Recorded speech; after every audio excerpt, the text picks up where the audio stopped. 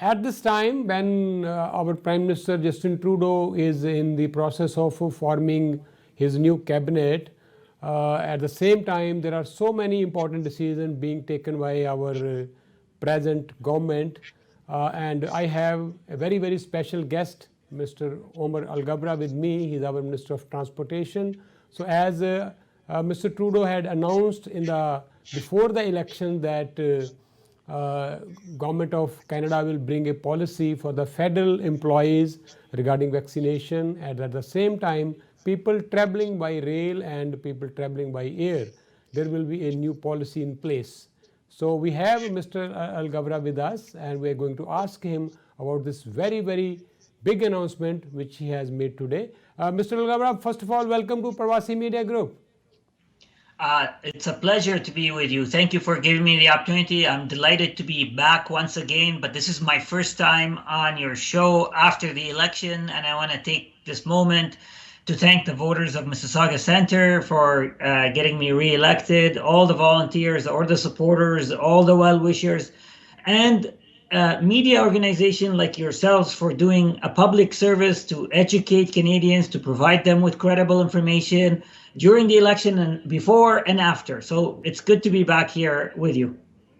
Okay, and congratulations from our side also. And you're all set for the new job, new assignment. Let's see what your leader gives you the responsibility. But in the meantime, you're doing a very, very important job regarding the vaccination policy for the transportation industry. Also, tell us more about the big announcement which you have made. Thank you for that. And you're absolutely right. Look, Canadians still remember how difficult it's been over the last year and a half, particularly during severe lockdowns when hundreds of thousands of people lost their jobs, businesses shut down their doors because of COVID.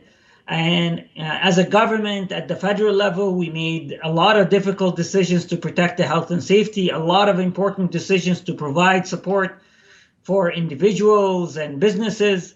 And now what we're seeing, more and more Canadians get vaccinated, and that is great. 81% of eligible Canadians have been fully vaccinated, and we need to finish the extra few miles. So one of the things that we need to do is to ensure that workplaces are safe, that when Canadians travel, they're safe. So we're requiring that all federal employees be fully vaccinated, but we're also requiring travelers by plane or by train to be fully vaccinated by October 30th. This is the best way to finish the fight against COVID, but also to protect jobs, to protect the health and safety of travelers and those who work there, and really to just once and for all say goodbye to COVID.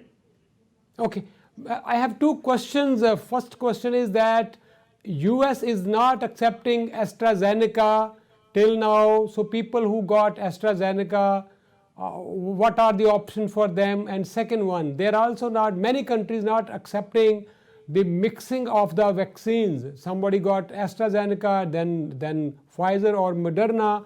So this question is still going on, Minister. No, you're absolutely right. We are in discussions with the US, and we are in discussions with our partners around the world. We're providing to them our data, the results of our vaccination, the effectiveness of our vaccination, the high percentage, the high positive results that are positive impact that these vaccinations are having. And we're having a discussion with them on ensuring that they accept those vaccines and the mix and match. Many countries, by the way, have mixed and matched as well. So we're confident that we're going to have a positive outcome. But these discussions are ongoing, and they're ongoing, by the way, at a scientific level. So we're having doctors talk to each other, scientists and experts talk to each other. So these conversations are ongoing as we speak. Okay, we have large number of truckers who go to US and many of them got AstraZeneca at that time. So I'm sure they will be eagerly waiting when they are going to allow it. Yeah, no, I understand. And by the way, the U.S. Does not have a requirement at the border for fully vaccination. So those truckers can still cross the border and do their job. But yes, there are certain conditions or certain circumstances that the U.S. is asking for proof of vaccination, and we are diligently working on this. I am well aware of how delicate this issue is and how important it is to many Canadians.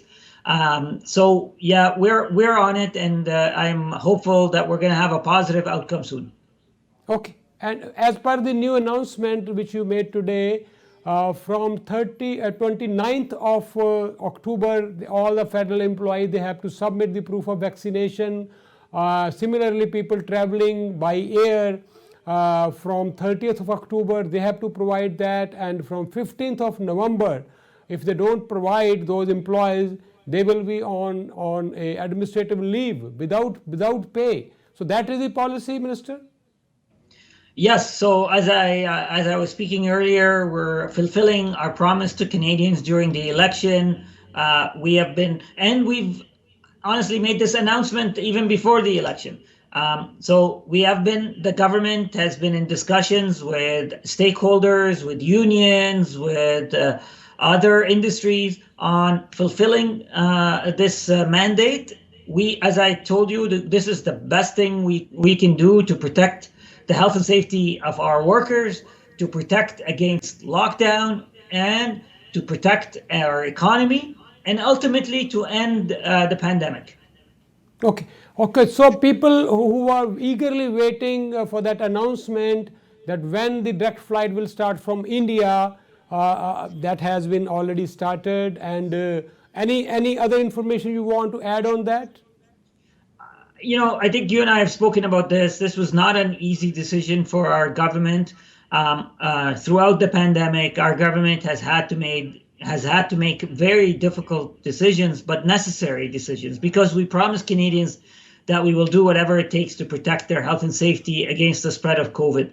And we had, over the last few months, made difficult decisions to suspend flights from different destinations, including India, Pakistan, right now, Morocco, the UK, the Caribbean.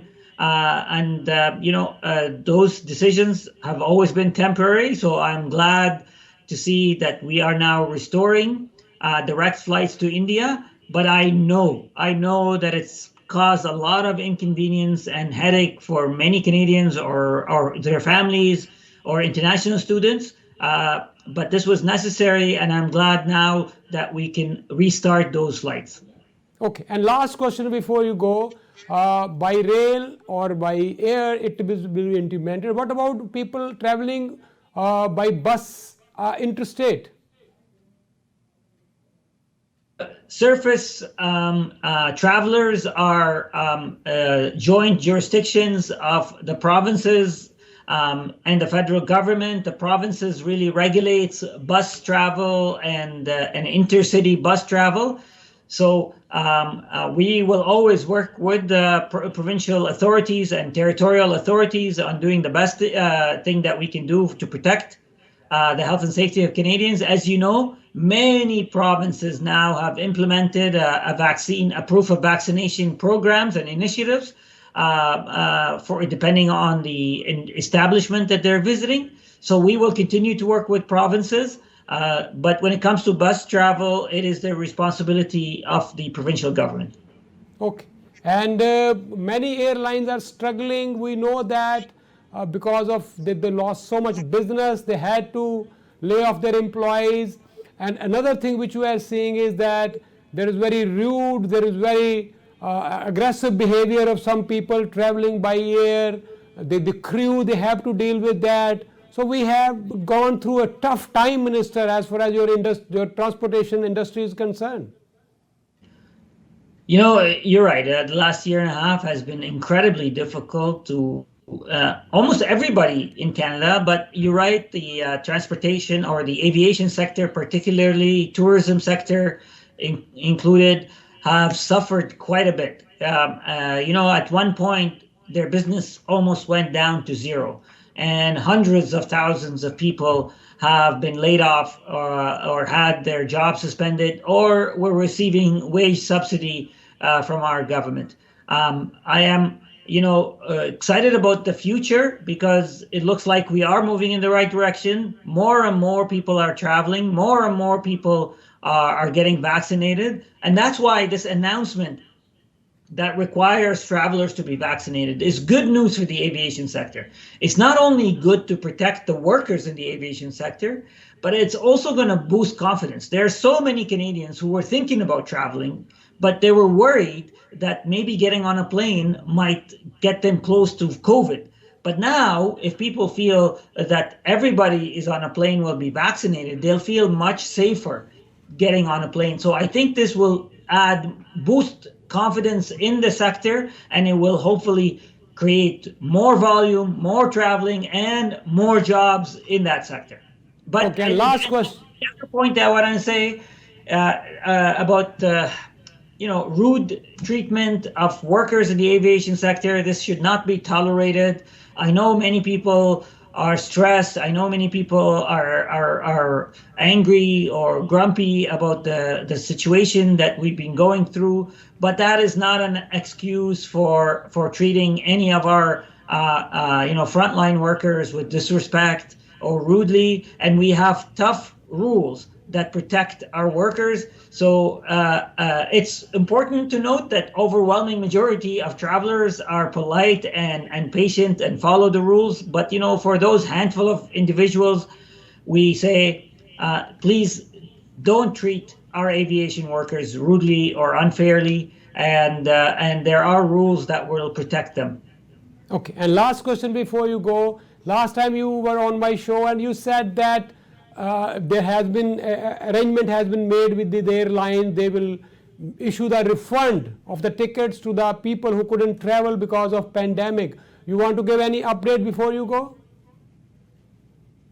Reached an agreement with all major airlines, with Air Canada, with WestJet, with Sunwing, and with Porter Airlines, to provide a refund credit for all travelers whose flights were impacted by COVID cancellations. So I was delighted that we reached a deal with all of those airlines. I know personally many Canadians, some of my constituents, who have been able to receive those funds. So I'm happy that we were able to do that. Okay, thank you so much, and we'll talk to you soon again after the formation of the new cabinet. I look forward to speaking with you again, and I see you in person. Thank you so much. We'll welcome in the studio. ਇਹ ਸਾਂਝੀ mister ਓਮਲ ਅਲਗਬਰਾ update ਦੇ ਰਹੇ ਸੀ ਅੱਜ ਦੀ announcement ਬਾਰੇ। Thank you.